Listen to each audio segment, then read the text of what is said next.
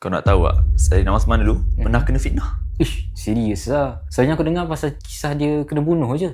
Ni yang ramai orang tak tahu kan. Selalu orang dengar Sayyidina Osman kena bunuh je masa hujung hayat. Tapi tak tahu macam mana cerita fitnah yang boleh bawa pada pembunuhan dia. Ish. So, apa yang jadi sebenarnya? Okey, sebenarnya masa Osman dah jadi khalifah, wilayah Islam masa tu dah cukup luas. Kau tahulah kan, wilayah Rom Timur, wilayah Parsi dah dibuka oleh Islam. So bila dah terlalu luas, orang Islam pun ramai yang datang daripada pelbagai latar belakang, pelbagai bangsa. Dan kau kena faham juga, yang masuk Islam ni tak semua masuk Islam dengan kefahaman. Ada yang masih dengan kejahilan. Kan banyak benda nak kena urus tu, kau ingat senang ke? Ish, betul juga tu. So, apa yang jadi sebenarnya?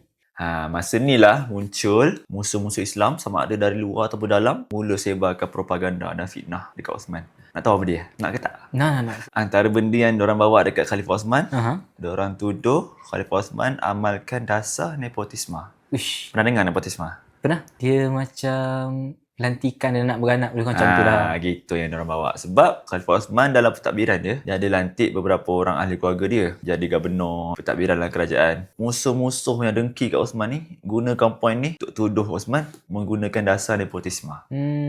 Gila lah. Kau tahulah kan, setengah-setengah orang ni, masuk kita hari ni, main cedok, main terima semua benda yang orang cerita kat dia tanpa check benda tu betul ke tak. Patutlah aku selalu dengar nama Osman bin Affan ni. Dia kena kaitkan dengan zaman fitnah je.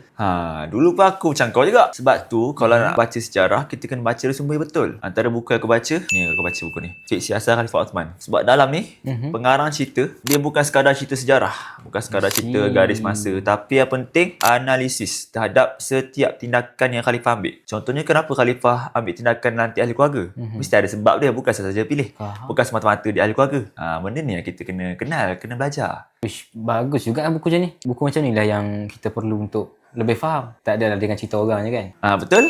Lagipun, orang sekarang lagi-lagilah penting sangat untuk belajar dari buku ni. Sebab sekarang kan dah macam-macam fitnah, propaganda betul. Orang main dengar, main percaya je. Lepas tu, terus sebarkan tanpa tahu pun benda tu betul ke salah. Benda dalam buku ni, khususnya pemimpin, kena ambil iktibar. Supaya kita boleh belajar daripada apa yang dah berlaku dalam sejarah.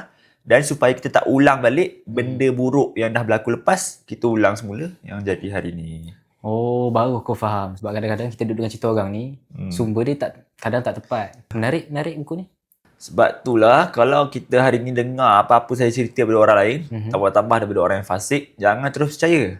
Jadi, kalau kita nak belajar macam mana cara nak tapis benda yang kita dengar, supaya benda tu sentiasa betul, fakta yang sahih, dapatkan buku Fiqh Siasat Khalifah Osman. InsyaAllah, kita akan boleh tengok sejarah Islam daripada lensa dan kacamata yang lebih jelas dan tak termakan dengan fitnah yang terjadi. InsyaAllah.